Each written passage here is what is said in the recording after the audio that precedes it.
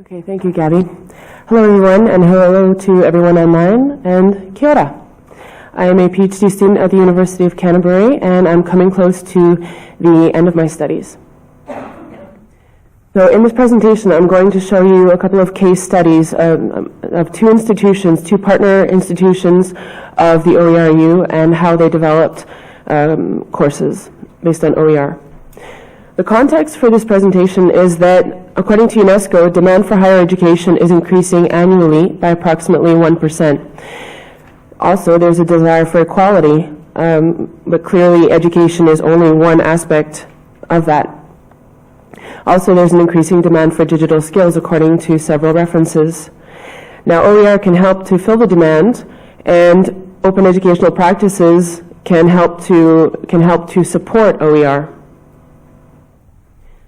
The problem is that OERs are not widely used, and there remain questions as to how to increase their adoption by institutions. So the purpose of this research is to provide models for tertiary institutions interested in implementing OEPs, designing courses using OERs, and using open pedagogies. And the guiding question for this research, for this study, is how do resources and processes influence the implementation of OEPs, particularly for instructional design for open education? And that question comes from my career mostly being in instructional design. So this is going to be a case study of processes and OEPs related to designing a course within a human ecosystem, which is related to my framework. So the only thing I'm going to say about the methodology is that the main organization that I'm studying is the OERu, and the two case studies are a more focused aspect of that research. The theoretical framework that I'm using is Davis's arena. It's Davis's arena of change with technology in education, and I have to point out that Davis is the same as my supervisor. This is her framework. So it is the arena. It's a framework that aims to increase the understanding of the impact of an educational innovation in a system. When you introduce an innovation, how is the system affected? If any part of the system changes, the rest of the system will have some effect to some degree. It helps to clarify the complexity of a system. It exposes relationships within the system. It assists in identifying ways to minimize disruption of technology into a learning environment, therefore increasing sustainability. We are aiming for sustainability. It also considers that educational technologies and learning environments cause each other to evolve, and this is coevolution. And this coevolution is important. As an innovation occurs, we want to see how it affects things, and in turn, how those things affect the use of the technology. And so we just take into consideration that the technology, once there is an innovation, that we have to look down the line to see how it's going to be used. Why use the arena? It's a holistic framework, and it's layered from the innovation, which is at the center of the framework, out to the global sphere, the global ecosphere. It's categorized into sectors, as you'll soon see. I've got a diagram of how this framework is used. So the sectors are resources, professional, community, bureaucratic, and political. And it considers the interactions of the matter within. So these are the nested systems. You have the course ecosystem, which is at the center. This is the site of the innovation. The innovation could be a course delivered face-to-face. It could be an online course. The innovation could be at the time of course development or at the time of course delivery. The course ecosystem is nested within the organizational ecosystem, which is nested in the national ecozone. And finally, we have the global ecosphere. I'm going to be mapping some icons onto diagrams such as this one, and the diagrams will represent matter. There will be non-living matter such as any material, software, hardware, policies, documents, and there are living matter or species. Now, the living matter will be presented in the form of roles. One same person can have two separate roles, and it's those roles that I'll be mapping. And some of those roles can have the role of keystone species. The keystone species is a role that has influence over that particular ecosystem or ecozone. So for example, at the organizational ecosystem, one would expect that the organizational leader is the keystone species because they've got influence over the organization. Within the course ecosystem, if the innovation is a course design, then it's likely that an instructional designer or a subject matter expert is the keystone species. But if the same course is being analyzed at the time of delivery, then it's the facilitator who's the keystone species. So I'm only going to show you some of my findings. Normally, the diagrams that I'm going to show you would be filled with icons, and I'm only going to show you a small portion of them. So this is not going to be a full analysis. We would need a couple of hours to do that. So in case one, we've got a course developer and an executive from an organization that worked together to develop a course for the OERu based on OER. Now the executive had two roles. He worked as an instructional designer, but he also worked as a keystone species at the organizational level. These two people used OER to build their course. They used material from Sailor.org, and they adapted it so that the material that was originally focused on an American audience was now focused on an international audience. They also had to change the material because originally it contained materials with all kinds of Creative Commons licenses, but it's the OERu policy that its courses are produced as free cultural works.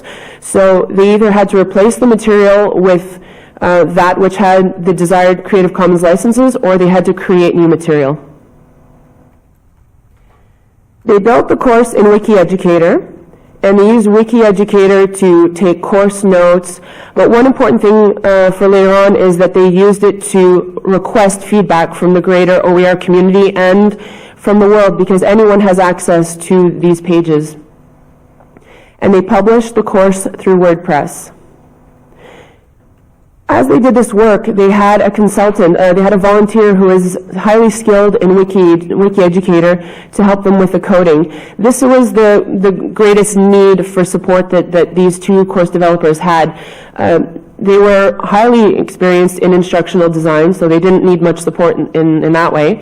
They also had a strong understanding of open education resources and Creative Commons licenses, so they didn't need support there either. They did the majority of this work on their personal time, evenings and weekends, and communicated using Skype and other means. And some of the partner institutions from the OERu responded to them. Not many people did respond, but the course developers were grateful for the feedback that they got because they felt that it helped to increase the quality of their course. Now, based on the experience that they had, given that it was so intensive, especially when it came to coding in WikiEducator, they decided that in subsequent course developments, that work should be done by people in the IT department at their organization. And this is where the keystone species role of executive came into play. This person was able to get that work delegated to the IT department so that the course designers could focus more on the work that they normally do, course design. Now, there are many questions that arose during this case study in other sectors, and the only one that I'll bring in now is a business model. And in this institution, they are looking at a business model for how to deliver these courses, and they have the intention to. They're interested in this, but this phase is still in development.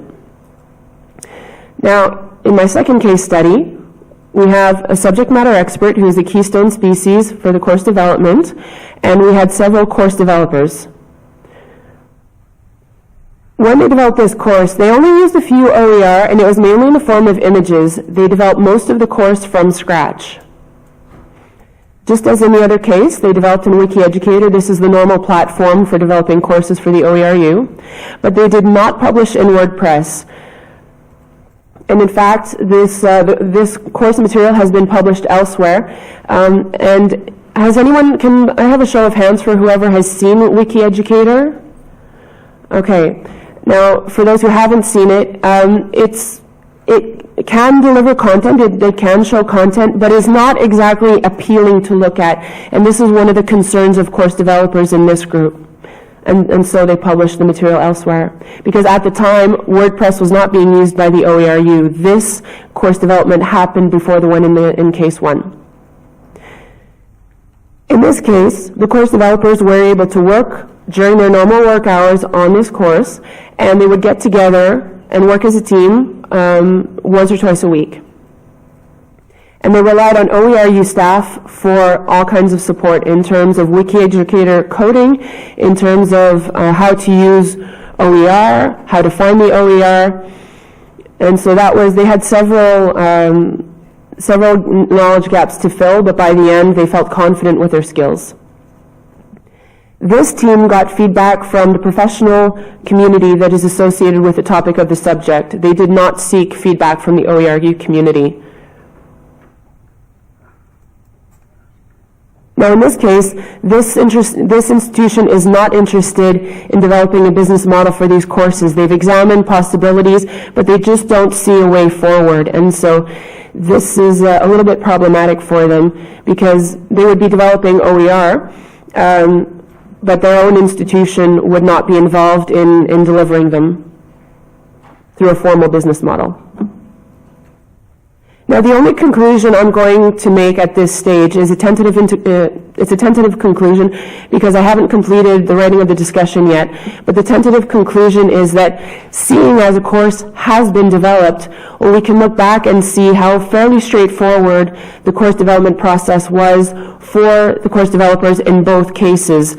But these cases occurred several years ago, and the business model issue is still one that they're both grappling with. And so this tells me that the open educational practices in some sectors are more in need of analysis than others.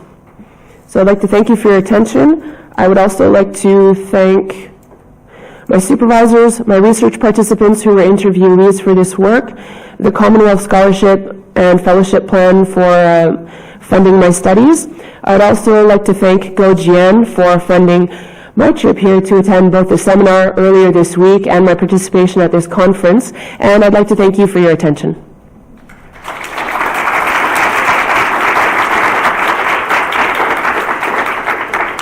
Thanks, Danielle. Well, you've ended before your time, which is great. It means there's more time for questions and comments. So anyone want to start us?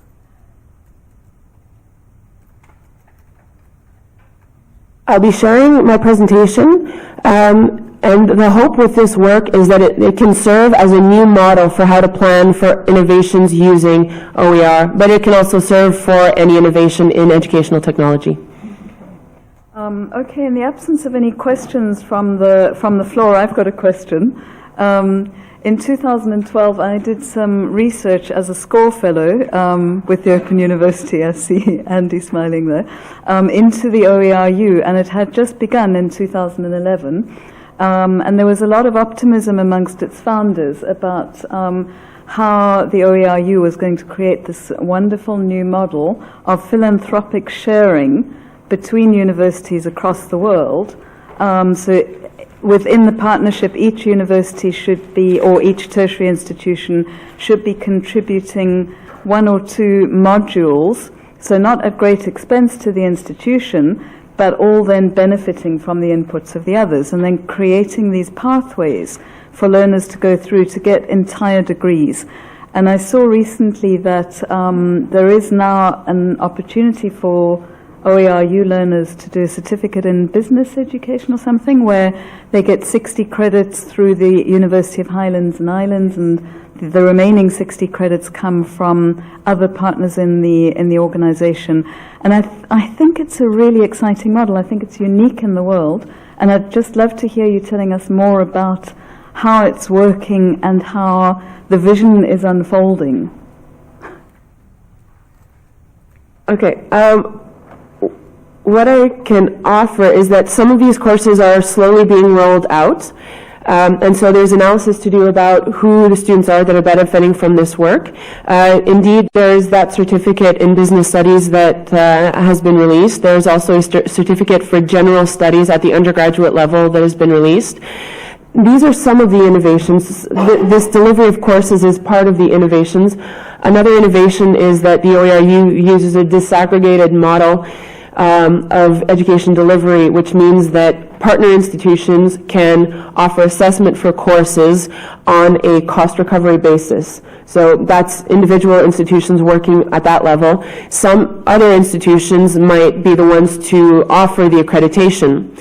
Other innovations that they have that they are interested in is in offering tools that can be used in these courses to support student-student interaction, such as social annotation, the social blogging, and the contributions of the students are aggregated into one feed that the students can filter through. There's also social bookmarking, and the ensemble of these tools is something that the OERu is proud of being able to offer, and its partner institutions can take those tools and include them in their courses with the support of the OERu with respect to the technology.